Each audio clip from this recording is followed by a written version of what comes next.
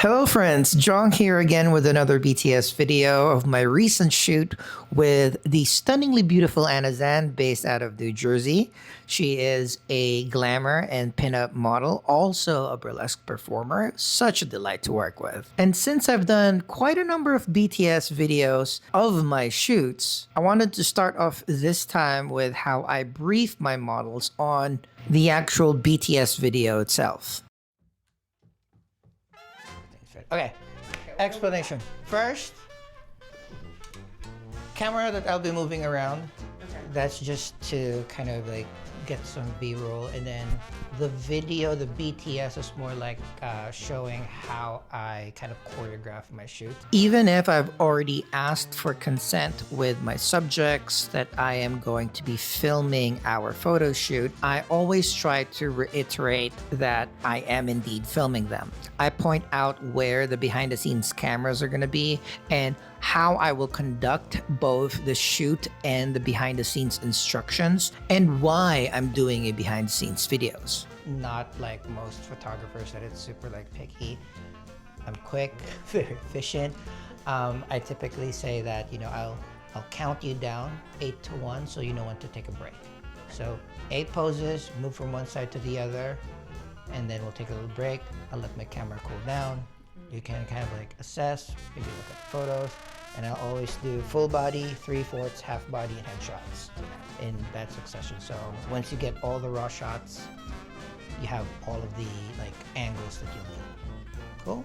That's pretty much it. It's important that the subjects feel extremely comfortable in the space, not only for basic human decency, but the more that they feel secure and the more they feel that they can trust me, the better the output that we will be producing.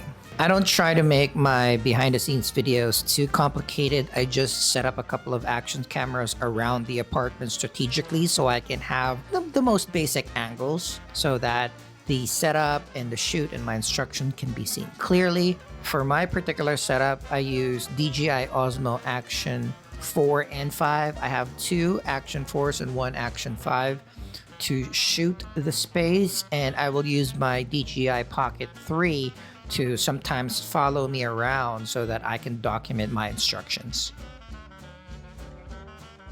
I like to have options. Yeah, and we'll as all the stuff that you want to be shot in, we just need to match it on what backdrops. And even before the shoot itself, we do a little briefing. I typically send out a PowerPoint inspo book so that the models kind of pre-visualize how the lighting will be on what we're trying to do, so they can pre-match the wardrobe for that particular backdrop as well as lighting, make it a little bit more efficient when we shoot.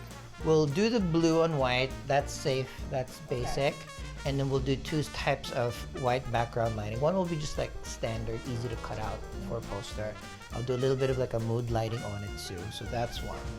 And then we can shift, so we'll do a bunch of that. We'll shift to here and we'll shoot this white and crimson, okay. Right? And then for crimson, we'll do this. So this will have crimson and black. What you're wearing right now, we'll do 2 lightings. Exactly that, which is kind of like a super casual American apparel. So this is warm up. Make funny faces, do weird stuff. That's the kind of feel and vibe. Then we'll up the sexy a little bit. And then I'll switch to this light and it'll be a little bit more moody. Okay? So it's a kind of like a fake spotlight. Can be super duper dark. I'll probably lift the light a little bit so that we can see more of you. And then we'll pause, we'll do the headshots. Okay. So it's on a white background but it'll look gray. Kind of the same lighting setup anyway. And then we'll move to the crimson, the purple outfit. Purple outfit first. Yeah. And then so we can do the purple and actually before we switch to this, we'll switch to the purple. So the purple will have a white and a crimson, okay. And then the black will be a crimson and a black. This is a 360-degree camera. So when you put it on YouTube, the viewer can move the view around. So if they want to look at where the light is, yeah. Where I'm sitting, how far I am, because that's important. There's one back there to just take everything. And then one, this is more just directed to you. And that's it. Do you have a playlist that you prefer? Okay. Easy peasy.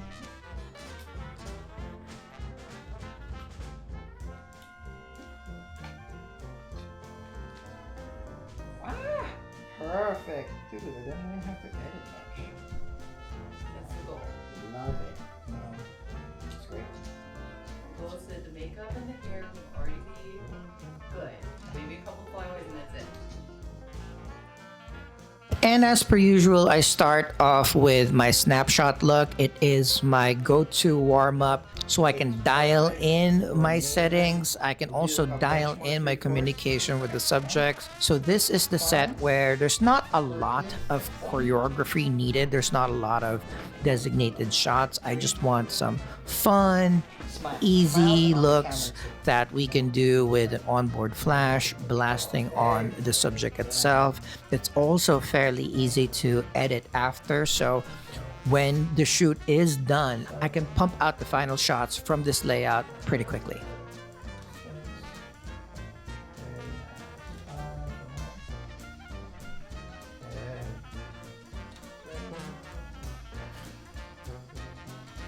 Perfect. I love that.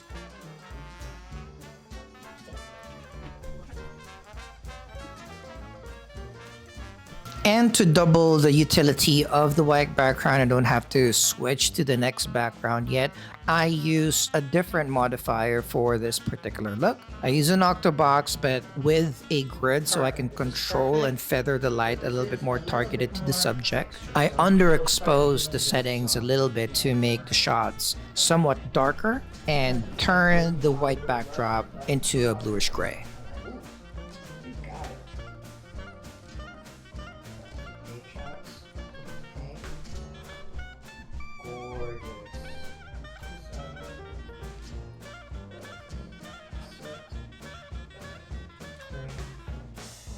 There you go, that's it, perfect.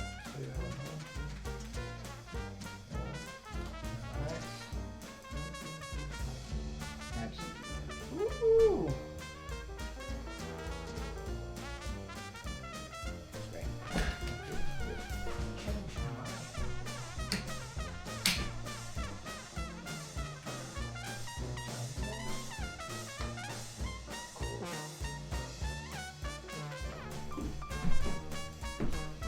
Perfect. Next to the light, it's gonna be a little moodier. So up to this. One step closer. Perfect. Just this one, right?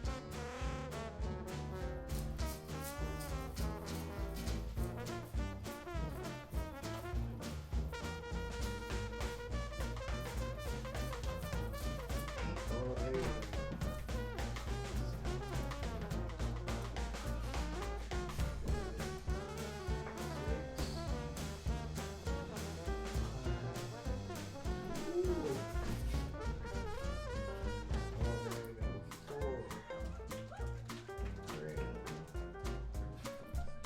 Good, good.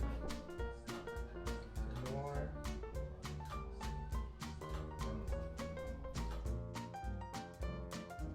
And for the third setup on the white backdrop, coming from the Glamour Look, I just add a reflector, shoot a little bit tighter, and angle the key light, more of a clamshell beauty lighting so we can do some bright portraits.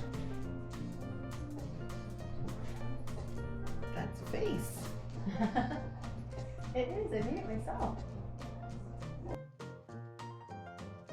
Whenever I do my studio shoots, 90% of the shots I use my FUJIFILM GFX 50S Mark II with the 45-100 f4. However, whenever I do have time and I shoot some portraits, I use my Sigma 105mm 1.4, and this one is adapted with a Fringer adapter to the GFX system, so it can have that very, very shallow depth of field look in the portraits that I want to take.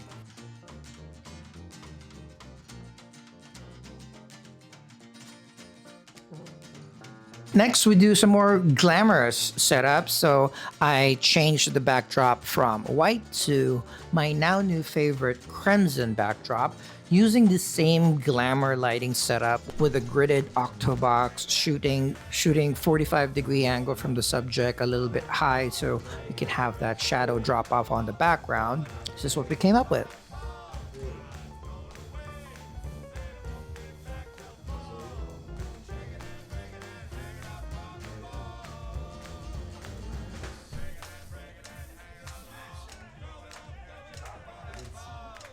Every shot is becoming my more and more favorite.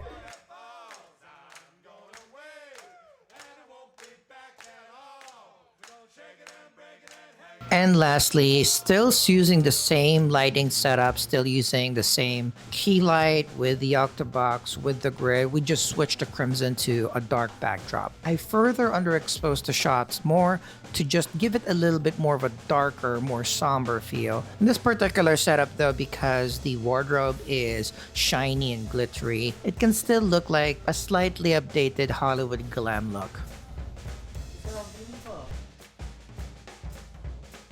Ta-da! Easy! Wrap! That was a little too easy. I do a little bit more. Well, thank you so much. No, for thank having you. me. You came so far from Jersey. I really appreciate it. Next steps. By the time you get home, you'll get a link to all of the websites. Oh, thank you. So pick maybe like a 3 of every look. Okay. 3 of your favorites and we're gonna edit those. But by tomorrow, by tonight, I'll edit like maybe a couple of my favorites just so that you can see how I edit. Okay. And every time I edit, you'll have the color version and I always edit my favorite. Okay. So, I'm excited. this is the best. So yeah, that is my shoot with the wonderful Anna Zand. If you found this video useful, subscribe and come back to the channel. I publish weekly live art performances of my friends and acquaintances all around New York City to showcase the artistry of these amazing people. With that, thank you very much for watching. See you in the next video. Bye.